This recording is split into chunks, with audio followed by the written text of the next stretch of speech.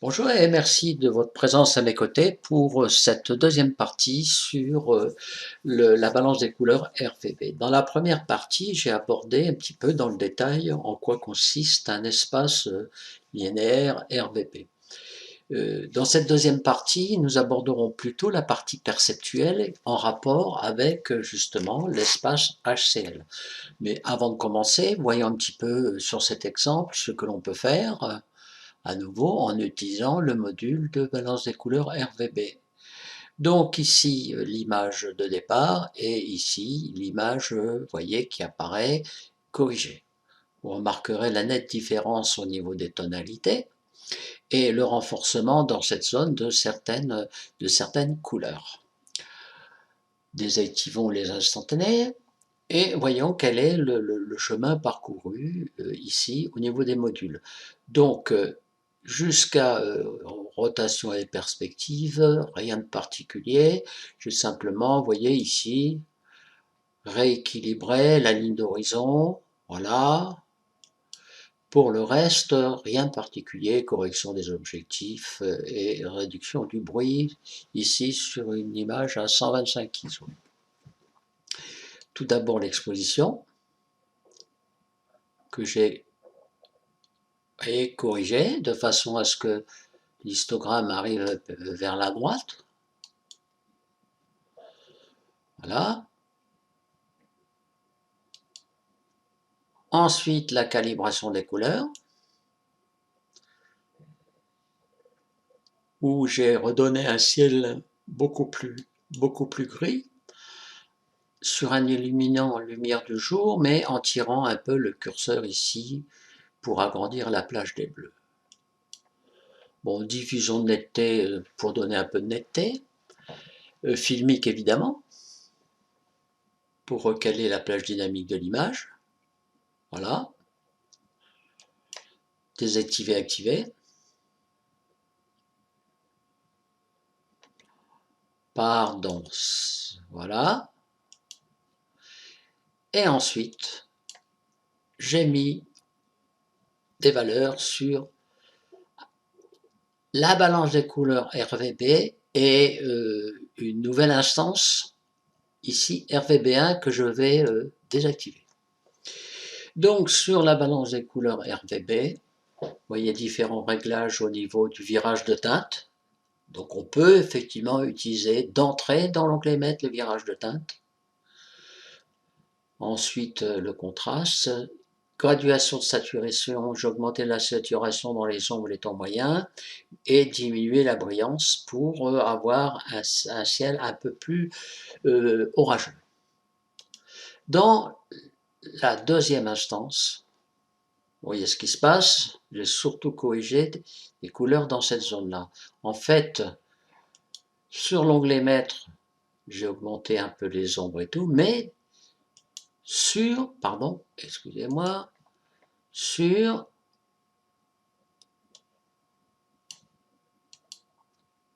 un masque que vous voyez apparaître ici avec les zones jaunes prises en référence. J'insiste pas sur la façon de faire le masque, j'y reviendrai plus tard.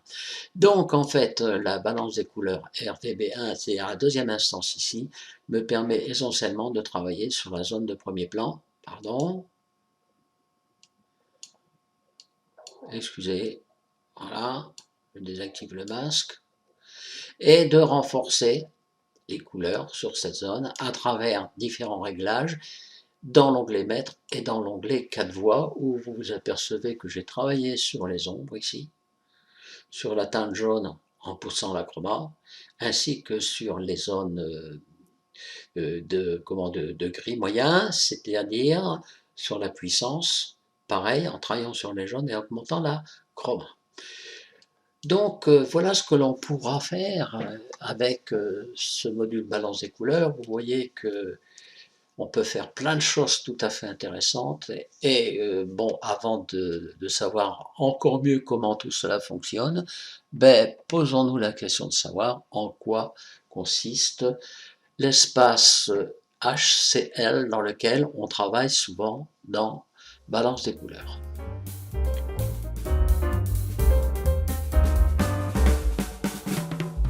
Donc nous allons détailler un peu l'espace de couleur LCH. Vous, vous en avez peut-être déjà entendu parler à travers des schémas comme celui-ci que vous pouvez trouver sur le net et que je qualifie de vue d'artiste. Cet espace va comprendre trois composantes. La valeur, value en anglais, qui correspond à l'échelle du noir au blanc. La teinte, située sur un disque colorimétrique, repéré par un angle. La chroma, qui va caractériser l'intensité de la couleur sur un autre axe. Vous pouvez aussi avoir déjà vu ce genre de représentation, peut-être un peu plus mathématique, et qui ici décrit un peu ce qu'on appelle the Mansell Color Wheel. Donc le point haut, le centre, la valeur, la value, c'est-à-dire la luminosité, ici la teinte repérée par un angle, et la chroma qui va caractériser la qualité de la couleur. Ce schéma ici donne naissance à un schéma que je vais expliquer après et qui caractérise le système de Mansell. Donc, dans le module balance des couleurs, l'espace JZ AZBZ non linéaire est utilisé pour des réglages axés sur les réponses perceptives de l'œil, la saturation et la brillance. L'espace JZ AZBZ s'apparente à l'espace HCL ou LCH, luminosité, chroma et teinte. Cet espace repose sur trois composantes. La teinte en anglais, qui est une composante angulaire, on va repérer des angles sur le disque chromatique. C pour la chroma ou chromaticité, et L pour luminosité, légèreté. Bon, pour ma part, luminosité, légèreté, luminance, lightness, j'ai décidé une fois pour toutes de n'utiliser que le terme luminosité. Cet espace n'est pas linéaire. Si on multiplie les composants d'un point C par un facteur X, le point C' ne sera pas aligné avec O et C. En effet, si vous doublez par exemple la valeur d'un angle, ici dans la teinte, vous allez vous retrouver dans des plans différents. Et les points C, C' vont être dans deux plans différents. Ils ne seront plus alignés tous les deux avec l'origine du repère.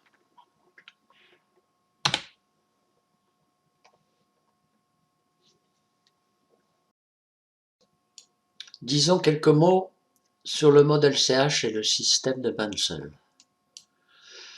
Albert H. Mansell, né en 1858 et mort en 1928, peintre renommé, professeur d'art, étudia les couleurs au début du siècle dernier et décida de les ordonner selon une méthode systématique.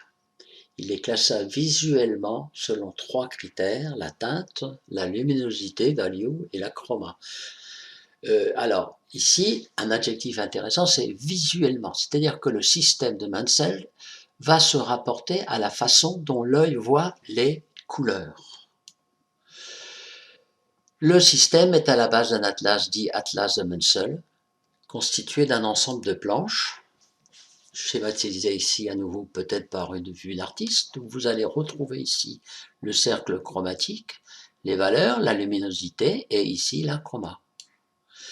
On peut aussi penser qu'on pourrait voir pivoter ces différentes planches sur un axe, d'accord, pour étudier les différents petits carrés ici, pour leur tonalité, leur couleur, etc.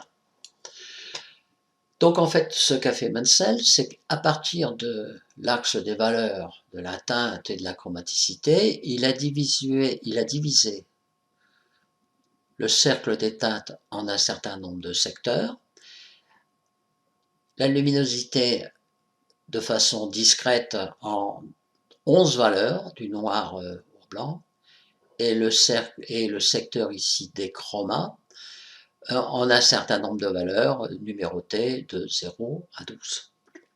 Donc en fait, chaque petite pastille, chaque pax ici, est repéré dans le système par un nombre sur ici le cercle, un nombre sur l'axe vertical des valeurs du noir au blanc et un nombre sur les secteurs. J'insiste pas. Et si on regarde maintenant un exemple d'une planche de Mansell, on va se trouver dans cette situation. Ici, une tonalité, une couleur, pardon, codée 5Y, Y pour yellow. Dans cet axe-là, la luminosité. Dans cet axe-là, la chroma, d'accord? Et ici, la teinte qui est représentée à gauche est la teinte complémentaire directe de celle qui est là. C'est-à-dire qu'entre cette planche-là, ce plan-là et le suivant, il y a, comme si on avait tourné, un angle de 180 degrés. Vous connaissez aussi cette représentation proposée par Aurélien Pierre, excusez-moi, donc je cite ici les références. Ici, la luminosité, là, la chroma, la brillance sur cet axe-là et la saturation sur celui-ci. C'est ce que nous allons préciser ensuite. Donc, sur chacun des schémas qui est là, si vous allez sur la droite, vous allez dans la teinte ici, bon ben les verts, et de l'autre côté, vous avez la teinte complémentaire ainsi que de ce côté.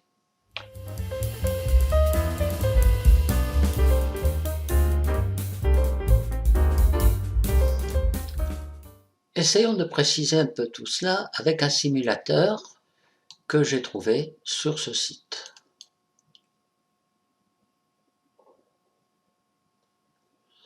Bon voilà, ça s'appelle LCH Color Picker. Et vous voyez ici trois barrettes, la barrette Lightness, luminosité, la barrette Chroma et la barrette Teinte. La couleur représentée ici est la combinaison, la résultante de ces trois barrettes. Ici, une barrette alpha, mais je n'en parlerai pas. Donc ici, on me dit que dans le système LCH, la luminosité, elle est à 50%, la chroma est à 50%, et l'angle ici de la teinte est à 50 degrés. Ce qui représente dans le système sRGB de mon écran les valeurs en pourcentage, de rouge, de vert et de bleu. Si je remets tous les curseurs ici à 0, je me trouve donc évidemment ici avec un noir. Si je mets tous les curseurs, sauf le curseur Hue, excusez-moi, teinte, je me trouve sur le blanc. Choisissons une teinte intermédiaire et vous voyez apparaître ici un avertissement qui me dit que la couleur est actuellement hors de l'espace RGB.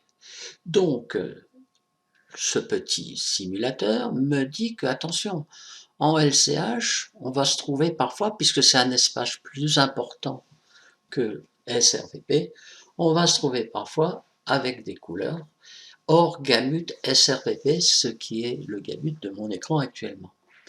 Cet avertissement, il convient de savoir qu'il existe, mais dans Darktable, le problème sera automatiquement réglé par le module de balance des couleurs qui ramènera dans le gamut de l'écran les couleurs traitées. Ici, si par exemple j'essaie de forcer la lightness, on sort carrément du gamut. Si à un moment je diminue la chroma, ça veut dire que là, je n'ai plus cet avertissement et je suis rentré à nouveau dans le gamut de mon écran. Bon, ce petit simulateur ne me représente pas la teinte complémentaire. Nous allons voir ça dans un deuxième simulateur. Donc ici, je viens de me rendre compte que quand je vais travailler en LCH, je risque de sortir du gamut de l'écran, ce que Darktable va gérer automatiquement. Revenons donc maintenant sur ma présentation. Je vous propose d'aller maintenant voir sur un autre simulateur. Voilà. Et ce simulateur, vous allez me dire, mais ça s'apparente un petit peu à ce que j'ai vu tout à l'heure. au niveau du schéma de Munsell et puis du schéma d'Aurélien Pierre. La seule différence ici, c'est que je n'ai pas, dans cette zone-là, la couleur complémentaire. Donc, même principe, je peux régler la teinte, et vous voyez apparaître ici un petit cercle qui me dit la combinaison que j'ai actuellement à 147, 40, 60 est dans le gamut de mon écran pour la partie ici du vert. Si j'augmente la chroma, regardez, la chroma, le petit cercle ici se déplace horizontalement et à un moment, il sort du triangle des verts. Alors comment le ramener? On pourrait se poser la question si on peut le ramener avec la luminance. Or, la luminance, c'est de se déplacer verticalement. Donc, mon petit point va se déplacer maintenant verticalement. Je resterai hors gamut. Donc ici, il faut que je ramène la chroma dans l'espace représenté par le triangle. Et maintenant, si j'augmente la luminance, je vais me déplacer verticalement, d'accord? Et vous voyez que apparaît ici la couleur sélectionnée par la combinaison HCl ici présente. Si je déplace maintenant comme ceci, revenons en arrière, vous voyez que j'étais sorti du gamut. Et j'y reviens, et là j'ai le vert maximum que je pourrais obtenir à la luminance que je viens de préciser. J'insiste pas trop sur ce qu'il y a là. Allez sur le site, amusez-vous et vous pourrez ainsi mieux comprendre certaines caractéristiques du modèle LCH. Je ferai quand même une petite remarque. Si à 83 ici j'ajoute 180, je vais excusez-moi, j'ai fait une erreur. J'ai fait une erreur, c'est pas sur la luminance. Je ne corrigerai pas l'erreur sur la vidéo, je vous le dis. Non, tout simplement, si je veux, sur la teinte, aller sur la teinte complémentaire, à 147 degrés, je vais ajouter 180 degrés. Ici, on est dans les verts, d'accord? Et on sait que les teintes complémentaires dans les verts se situent du côté du magenta. Donc, je vais ajouter ici 180, 327 degrés. En gros, là, j'y suis, vous voyez. 26, 27, c'est pas facile. 29, allez, restons. Donc, eh bien, j'ai obtenu la teinte complémentaire de celle que j'avais tout à l'heure et qui se situait dans cette zone-là. Voilà. Donc, pour l'instant, dans cette combinaison, je suis hors gamut à nouveau. Donc, pour revenir dans le gamut, soit je dépasse la chroma, je déplacerai la chroma par là, soit je vais descendre la luminosité.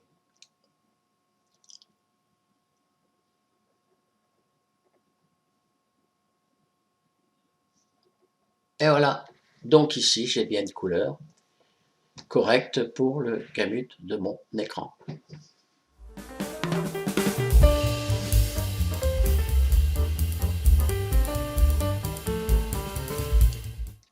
Allons voir maintenant ce que l'on peut faire avec GIMP. Donc j'ai ouvert GIMP sur un calque blanc, d'accord? Et je vais cliquer ici sur la couleur de premier plan. Et alors j'ouvre le sélecteur de couleurs. Lequel sélecteur de couleurs ici est calé sur les composantes L, C, H que vous observez ici. La luminosité à 47,3%, la chroma à 46,3% et la teinte à 38,5%. Si je déplace par exemple la teinte, on voit que la teinte change. On va du rouge vers des teintes vertes. La forme associée à la teinte change. C'est-à-dire que là, qui tient compte aussi, si vous voulez, de l'espace du gamut dans lequel je vais pouvoir sélectionner les couleurs dans LCH. Si, en déplaçant le curseur, j'arrive dans une zone ici pour la teinte rosâtre, magenta, de même que pour la luminosité et la chroma, cela veut dire que je suis sorti du gamut. À ce moment-là, sur la teinte que vous avez choisie, apparaît ici un petit triangle qui vous dit attention, il y a bien une teinte qui est sélectionnée, mais elle n'est plus dans le gamut de l'écran. C'est-à-dire que GIMP aura quand même sélectionné une teinte, mais va avoir fait en sorte de rapprocher cette teinte au plus près pour la mettre dans la bonne zone. Donc, si je change maintenant la teinte, je peux très bien changer la chroma. Vous voyez que je me déplace comme tout à l'heure sur les simulateurs de façon horizontale. Et je peux aussi changer la luminosité. Apparaît une zone un peu plus turbulente que vous voyez sur l'écran ici. Je dis turbulent dans la mesure où ça bouge un petit peu dans tous les sens. Ces schémas, vous pouvez les retrouver sur le site d'Aurélien Pierre. Tant que je resterai donc dans la zone colorée et non pas dans la zone ici rose, je serai dans le gamut de mon écran. Bon, voilà. Vous pouvez donc, à partir du moment où vous avez sélectionné une teinte, une chroma et une luminosité, vous avez ici la couleur choisie qui apparaît. Je vais valider. Et avec dans GIMP, pas l'outil de clonage, excusez-moi, voilà le pot de peinture, le remplissage, vous pouvez remplir la zone blanche ici avec la couleur que vous aurez choisie en premier plan.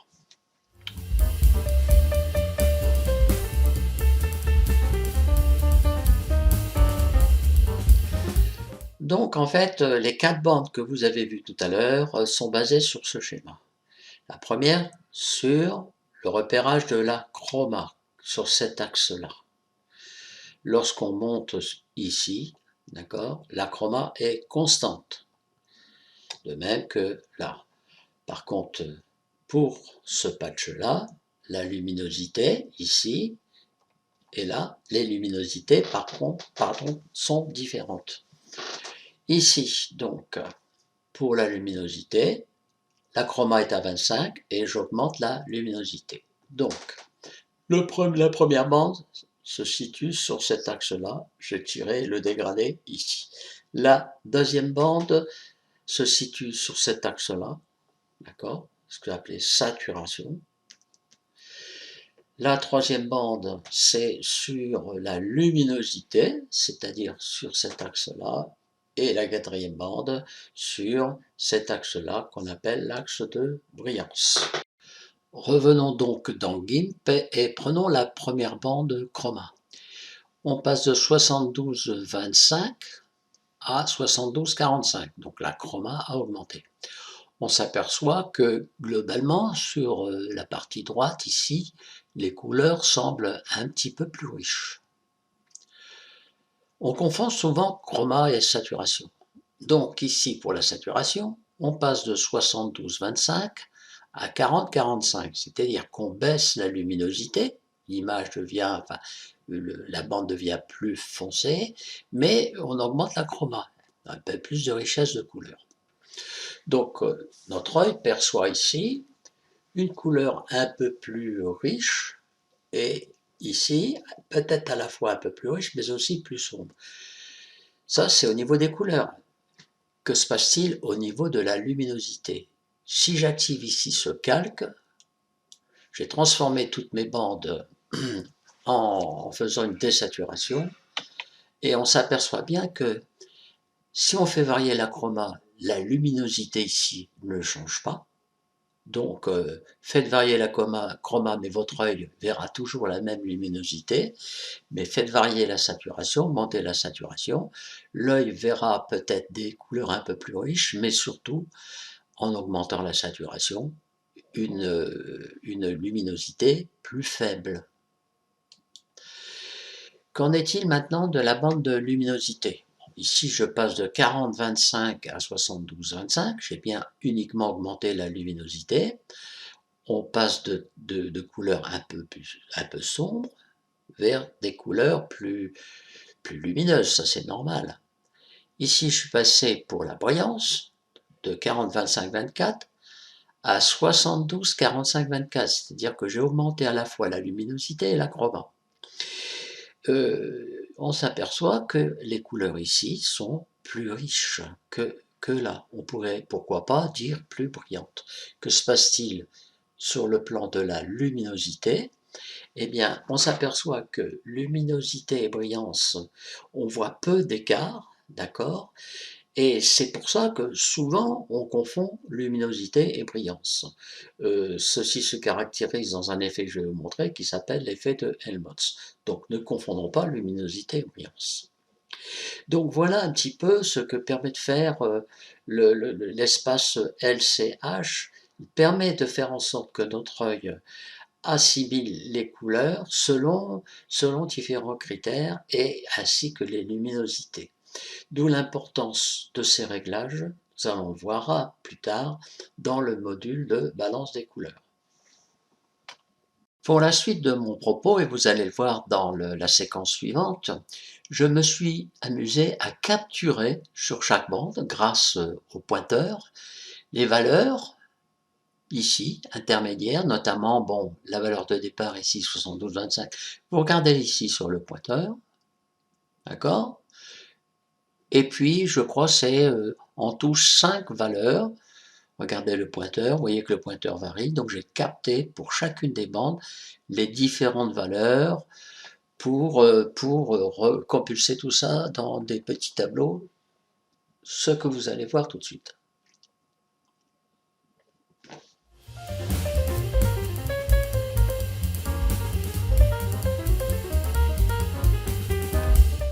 Je vais maintenant définir de façon plus précise les notions de teinte, chroma, saturation, luminosité et brillance dans Darktable.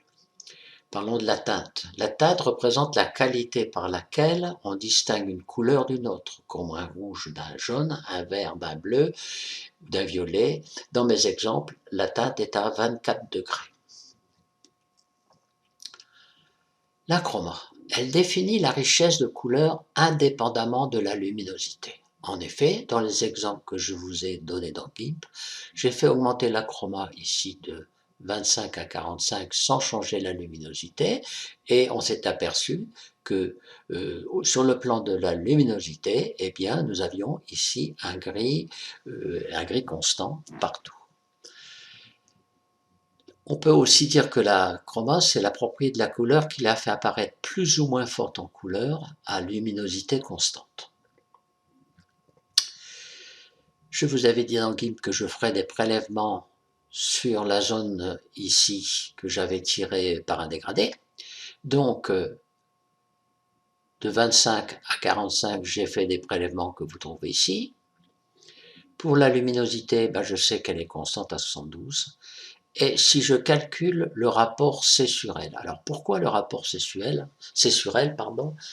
Parce que la Compagnie internationale de l'électricité a défini la chroma comme étant le rapport entre la chroma, la CU a défini la saturation comme étant le rapport entre la chroma et la luminosité. Donc je vais rattacher la saturation S au rapport C sur L. Donc ici, le rapport C sur L pour le dégradé chroma augmente avec la chroma. On peut donc dire qu'à luminosité constante, la saturation augmente si la chroma augmente. Voilà pourquoi parfois on confond les deux. Parlons donc maintenant plus précisément de la saturation. Donc la saturation peut être définie par la richesse de couleurs relativement à la luminosité. C'est-à-dire, rattachons la saturation, comme je l'ai dit tout à l'heure, au rapport de C sur L. Pour la saturation, je me suis déplacé selon cet axe. Donc la luminosité est passée de 72 à 40, la luminosité diminue, et la chroma de 25 à 45, la chroma augmente. J'ai repéré ici la chroma entre 25 et 45, la luminosité entre 25 et 45, et donc, si je m'intéresse à la saturation, je m'aperçois que la saturation augmente. On peut donc dire, d'après ce schéma, que si la chroma augmente et que la luminosité diminue, la saturation augmente, c'est-à-dire lorsque je passe de là à là, la luminosité diminue, la chroma augmente, j'augmente la saturation. Parlons maintenant un peu de la luminosité. On peut dire que la luminosité définit le degré auquel une couleur semble refléter la lumière, la qualité par laquelle nous distinguons pour une chroma donnée une couleur claire de la même couleur plus foncée. Je passe ici de 40 à 72 à chroma égale, et j'observais qu'effectivement dans cette zone, nous avons des teintes un peu plus grisâtres, plus claires ici. Regardons le dégradé luminosité. La chroma est constante, la luminosité augmente, donc il est normal que le rapport de saturation, C sur L, diminue. Je peux en déduire qu'à chroma constante, la saturation diminue si la luminosité augmente. Dernière caractéristique, la brillance. La brillance est donc repérée sur cet axe. Qu'est-ce qui va se passer? Elle va augmenter avec la chroma et augmenter aussi avec la luminosité. Cette augmentation de la brillance est parfois perçue comme une augmentation de la luminosité, un effet connu sous le nom d'effet d'Helmholtz, que je vous montrerai tout à l'heure dans GIMP. Donc ici, si on compare brillance et luminosité, on s'aperçoit que les couleurs ici sont un peu plus riches, même si les effets visuels, si la façon dont notre œil va repérer la luminosité, sont pratiquement égaux. Observons le dégradé de brillance par les prélèvements.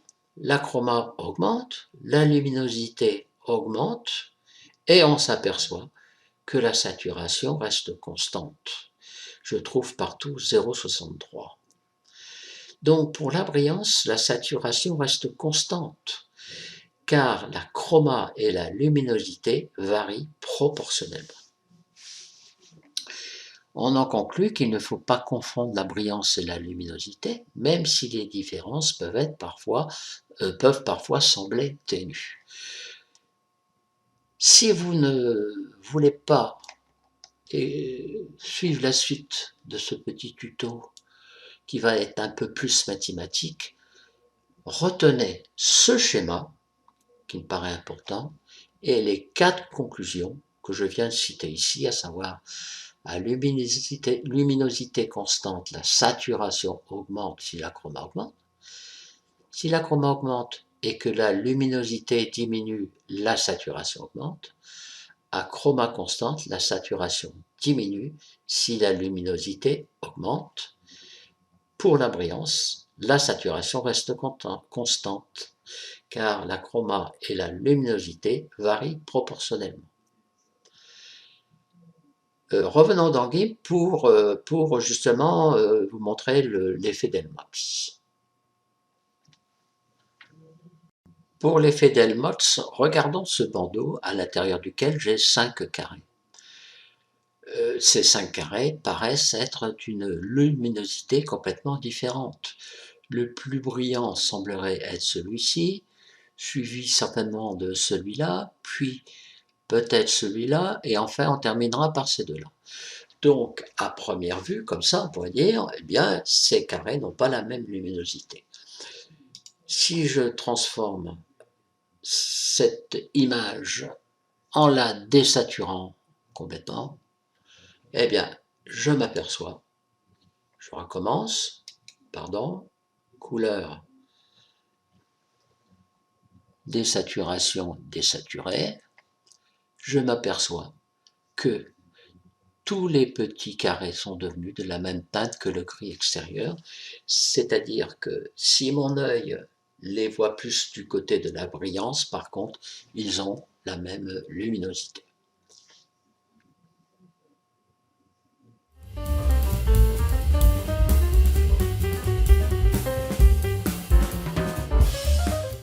Avant de justifier tout ceci par quelques notions mathématiques, quelques petits rappels sur le quotient de nombres. La quotient peut être représentée par une fraction Q égale ici C sur L. C représentera par la suite la chroma, L la luminosité. C'est donc le résultat de la division de C par L. Si C augmente alors que L est constant, ça va être plus grand, ça ne va pas varier, donc le quotient va augmenter. Et inversement, si C diminue, ça c'est constant, le quotient va diminuer. Si C est constant, Q augmente si la luminosité L ici diminue. On va diviser un nombre par un nombre plus petit, donc le résultat sera plus grand.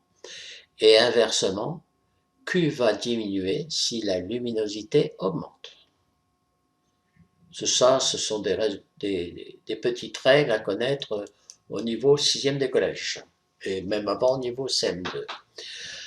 Enfin, si on multiplie le numérateur C et les dénominateurs L par un même nombre petit a, le quotient Q ne varie pas.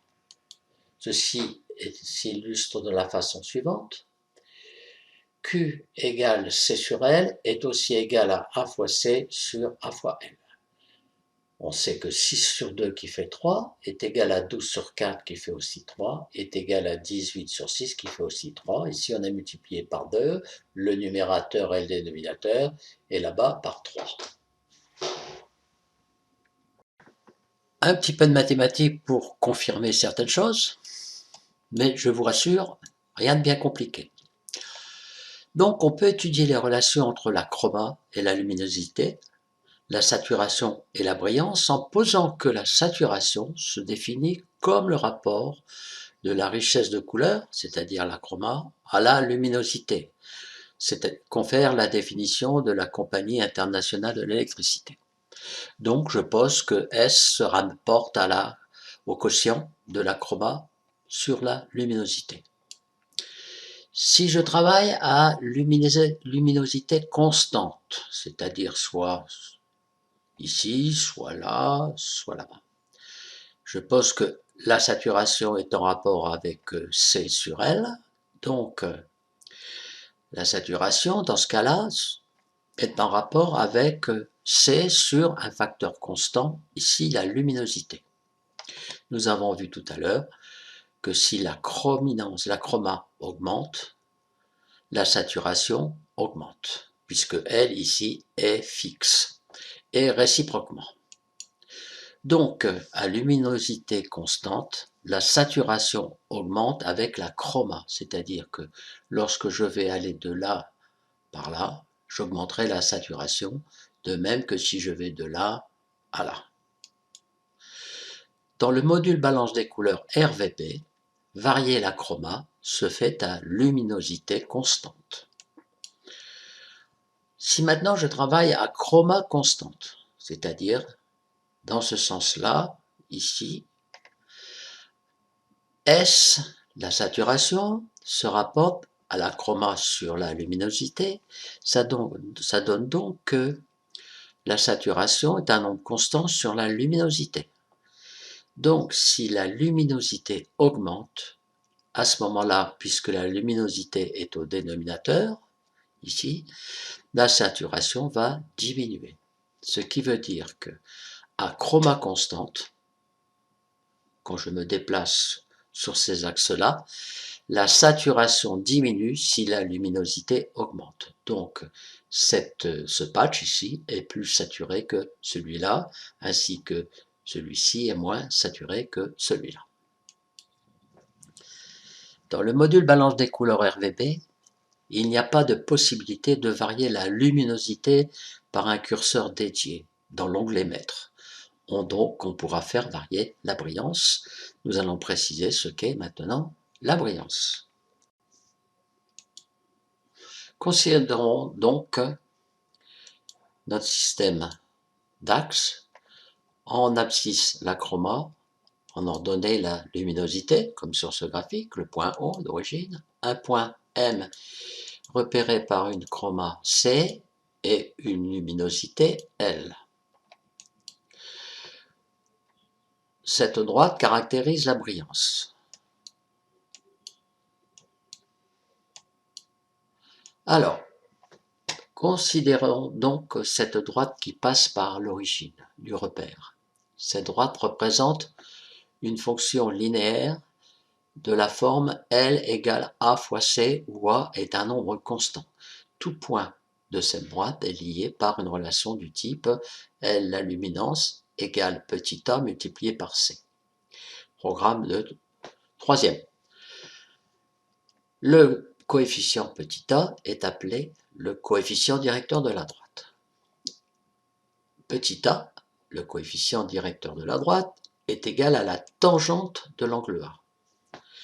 Dans le triangle OCM, donc petit a est égal à la tangente de cet angle-là, donc côté opposé sur côté adjacent, c'est L pour cette distance-là, qui est égale à L, sur C. L sur C, ici, est un nombre constant, puisque c'est la tangente de l'angle A qui est égale à petit a. Donc son inverse, C sur L, le rapport de la chrominance à la luminosité, est aussi un nombre constant. Donc le rapport C sur L, qui caractérise la saturation, est constant. Donc ceci confirme que sur cette droite, tous les couples CL, quel que soit le point M, ont tous la même saturation, puisque le rapport C sur L est constant. Tout en ayant une chroma et une luminosité distinctes, les deux variant proportionnellement, puisque cette droite traduit une relation de proportionnalité. La droite de brillance donc, pour une teinte donnée, définit un ensemble de pixels ou de patchs alignés avec l'origine, ici, et qui ont la même saturation, tout en ayant des luminosités et des chromats différentes. Alors ça peut paraître bizarre, mais donc ce que je viens de dire, c'est que ici, la saturation de ce point est égale à celui-là. Notre œil ne le perçoit pas comme ça, mais c'est une réalité mathématique. Donc il ne faut pas confondre brillance et luminosité. À luminosité égale, des pixels peuvent avoir une chroma différente, donc une saturation différente. Et à luminosité et chroma différents, des pixels peuvent avoir une même saturation.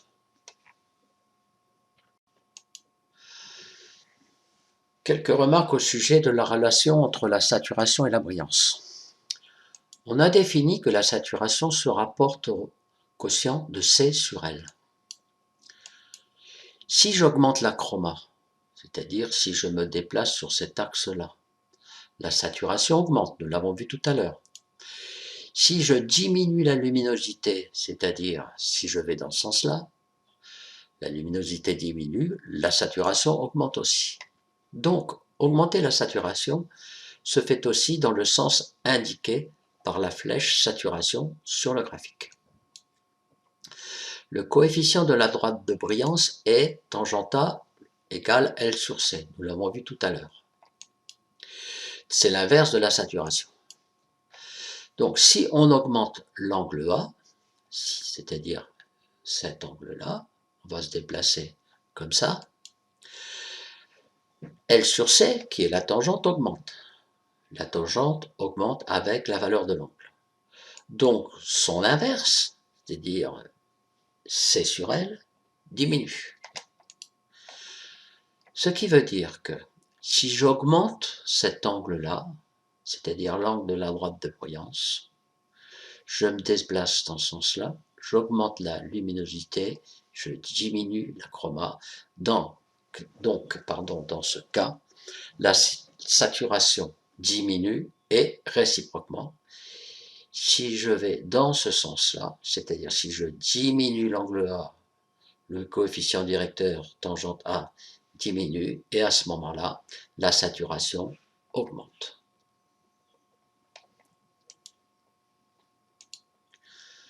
Donc, brillance et saturation ne sont pas indépendantes. Augmenter l'une, c'est diminuer l'autre et réciproquement. Dans le module balance des couleurs RVB, le réglage de la saturation perceptuelle est positionné avant le réglage de la brillance perceptuelle. Donc, si on augmente la saturation, on va parallèlement baisser la brillance. Les couleurs deviennent un petit peu plus foncées si on augmente la saturation. Donc, l'image est un peu moins lumineuse. Augmenter alors la brillance globale rendra l'image plus lumineuse, on peut dire plus brillante. On pourra aussi la faire varier selon les tonalités, puisque nous avons vu qu'on peut faire varier ces facteurs dans les ombres, les tons moyens et les hautes lumières. Nous allons donc vérifier tout ceci dans le prochain tuto sur l'utilisation précise du module. Donc dans ce prochain tuto, nous travaillerons sur cette image. Je vous montrerai comment, sur une première instance de couleur, balance des couleurs RVB, j'ai modifié, vous voyez, l'apparence du premier plan, mais peut-être ne l'avez-vous pas vu, la tonalité dans le ciel. Et sur cette deuxième instance, regardez bien l'écran vers le bas, j'ai pu renforcer, grâce à des masques, sur cette deuxième instance, la couleur ici dans les herbes, de façon à donner un premier plan un peu plus coloré. Je vous remercie de m'avoir suivi dans ce tuto et je vous dis à bientôt.